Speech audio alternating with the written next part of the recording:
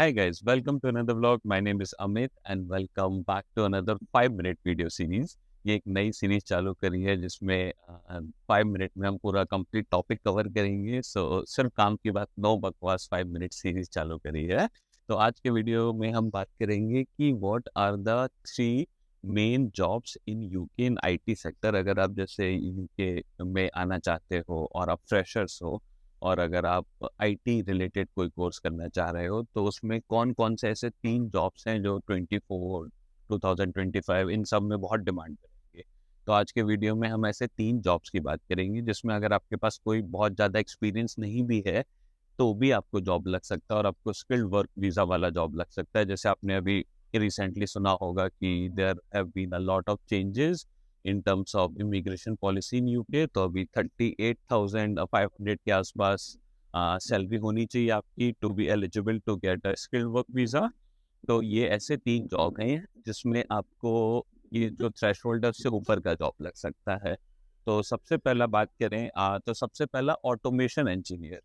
तो बहुत ज़्यादा विंडी है आज यहाँ पे.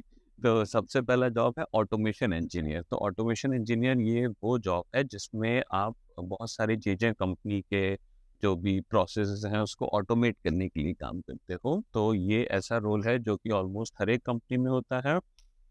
कोई भी सेक्टर की कंपनी है, अगर अकाउंटिंग फाइनेंस में मैं काम करता हूँ, हमारे यहाँ there is a lot of different departments who work on automating a lot of stuff that we do. तो अगर हमारा कोई भी ऐसा मैनुअल टास्क हम कर रहे हैं, एक्सेल अगर हम बहुत यूज़ कर रहे हैं तो वो ट्राई करेंगे कि उन टास्क को ऑटोमेट करके पूरी तरह से जॉब रिडंडेंट करते हैं जो भी ऐसा एंट्री लेवल रोल्स हैं.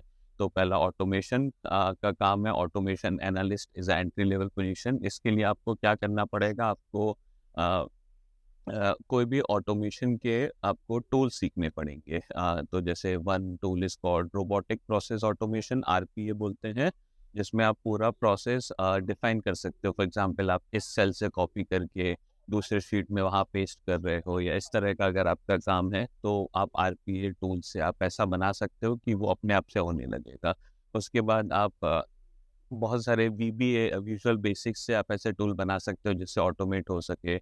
इसी तरह आप एक्सेल में मैक्रोज बना सकते हो जिससे ऑटोमेट हो सके. तो पहला काम है ऑटोमेशन का. ये सारे ऑलमोस्ट सारे सेक्टर, फार्मास्यूटिकल इंडस्ट्री से लेके हर एक इंडस्ट्री में इसके काम रहते हैं.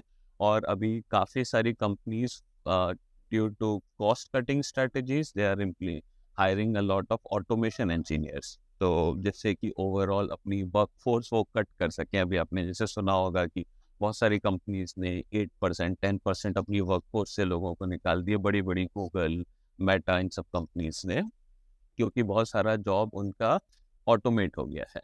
उसके बाद सेकेंड बात करते हैं यूएक्स यूआई. तो सेकेंड बात करते हैं यूएक्स यूआई इंजीनियर्स या डिज़ाइनर्स. तो यूआई यूएक्स डिज़ाइनर्स वो होते हैं जो कोई भी आप वेबसाइट देखते हो उसका जो पहला पेज देखते हो या कोई भी ऐसे फ्रंट साइड पे वो इस तरह का बनाने का रहता है कि it is more appealing to anyone who is coming on to the website और on to the app as well. App में यूआई यूएक्स का बहुत काम होता है और ये ऐसा काम है कि ऑटोमेशन से इम्पैक्ट पड़ रहा है एआई के आने के बाद, बट वो रोल्स अभी भी रहेंगे क्योंकि हर कंपनी को अपना यूआई यूएक्स अच्छा बनाना रहता है. तो ये एक ऐसा काम है जिसमें बहुत सारे रोल्स हैं, बहुत सारे जॉब्स हैं इसमें. और ये ऐसा काम है जो आगे भी ग्रो करता रहेगा. इसके जॉब्स कभी ख़त्म नहीं होंगे, कभी नहीं जाएंगे. उसके बाद तीसरा बात करते हैं इंफॉर्मेशन सिक्योरिटी एनालिस्ट. ये भी एक एंट्री लेवल रोल है. तो ये साइबर सिक्योरिटी साइट पे है. तो साइबर सिक्योरिटी में जैसे बहुत सारी कंपनीज साइबर सिक्योरिटी एनालिस्ट लगा के रखती है as a first line of defence against any cyber attack.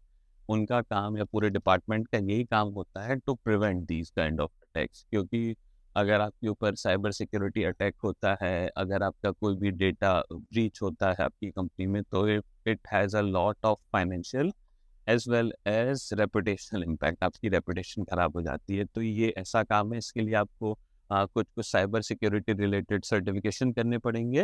And if you like this video then please do subscribe and I will see you in the next